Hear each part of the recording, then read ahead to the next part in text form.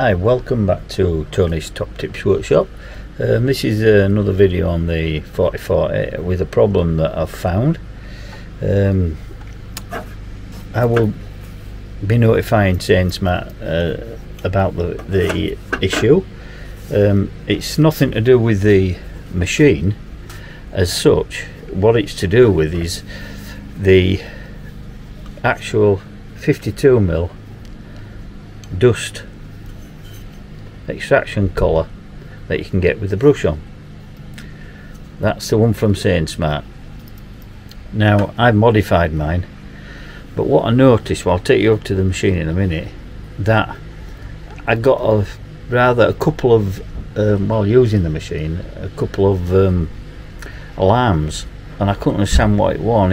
I couldn't cancel it out. Anyway, eventually discovered what the problem was, and it was only because I was going deeper in a cut that I was doing. I'm going to do a video after this one. Well, I'll probably include it in this video as regards using the 4040. Somebody's requested that I do a video on just showing how I did the V-carve letters and show it machining it. So I'm going to do that. It'll be only a quick brief video, but I'll take you over to the machine and I'll show you exactly what the problem is. Right, here we are at the machine. Now this is the 52mm dust collar that I purchased for the machine. It works, it's very good. As you can see, all magnetic, and that just fits on there like that. 2 grub screws that hold it. I have mine like that, and the dust extraction hose from the vacuum goes in this part, and it's magnetic, so you can take the brush off at any given time. This is permanently fixed, the top part of the collar. I'll take the bottom part off at the moment because we don't require that on. There's nothing at all wrong with that. This is how you would, I normally set the machine up and then put the collar on with the brush afterwards. Right, now I didn't think there was anything wrong with that. It comes from Sainsmart and it's designed to fit a 52mm motor spindle. Right, here we are. Can you see, if I point out with the Allen key, this bar here? Now this bar here has 2 limit switches on it, one at the top and one, as you can see, at the bottom there. Now what that does is they trip out for your limits on your Z-axis, which is, yep, that's what they're designed to do, and that bar runs up. However, that collar, I hadn't noticed, pushes that right across there. And then what happens is, as it goes down, it's moving up and down. This is flexing, that's fine, but as it gets near to that switch, it trips it. It throws an alarm because it's the motor's detecting a force that shouldn't be there, so hence it trips out. It alarms, and as you can see, that's got a gap between it now. You can see that there, you can see the gap.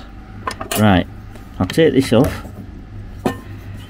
and this is what I've had to do with this. Can you see that? I've had to put a big flat on the back of that collar, and you can see how much I've had to take off. Quite a substantial amount. Now Sainsmart's supplying this collar for this machine for 52mm, and yet they haven't worked out that it's going to impede on the Z-axis limit switch bar. Now that is complete that is, in my opinion, a no-no. To have something that impedes like that, in fact, when I took it down to I couldn't get it to the limit of the Z-axis bottom part. because it was obviously jamming up, and that's what was causing the overload.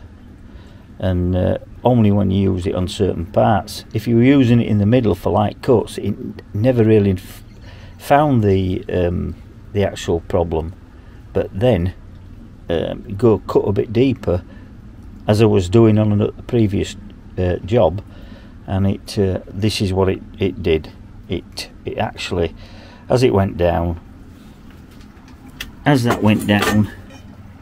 it forced this like that. You can see that flexing in the middle. It was on. I hadn't noticed it when I put it on in the middle.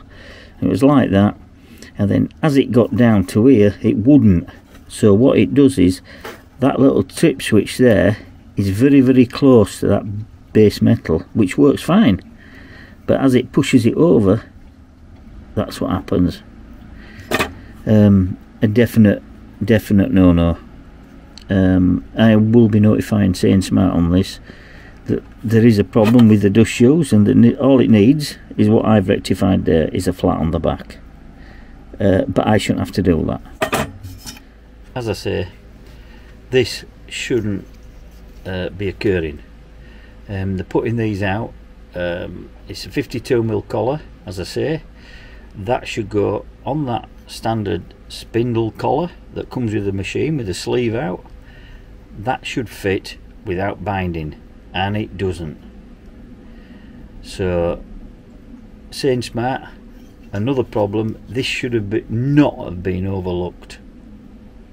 Okay, I mean, to have a problem where it's binding, that could have caused other issues. Fortunately, I noticed in time. I've rectified mine now, but this is for a video for anybody out there that's having the same problem. 52mm spindle in it, they put the dust shoe on, and it's binding. Now, I'm very much surprised if people's got this on that it isn't, but please do, in your comments, let me know if you've got the dust shoe on and you're having the same issue, and then I will take it forward with Sainsmart. If you're not having the same issue, on the other hand, please do notify me on that.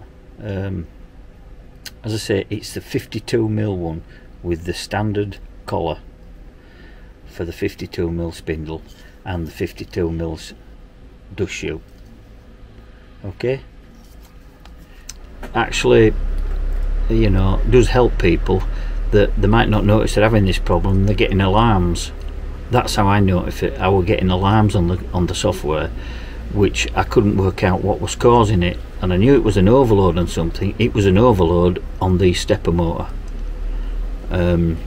Obviously it detected that it was forced, and it wouldn't go, so it caused an alarm, and it wouldn't cancel out.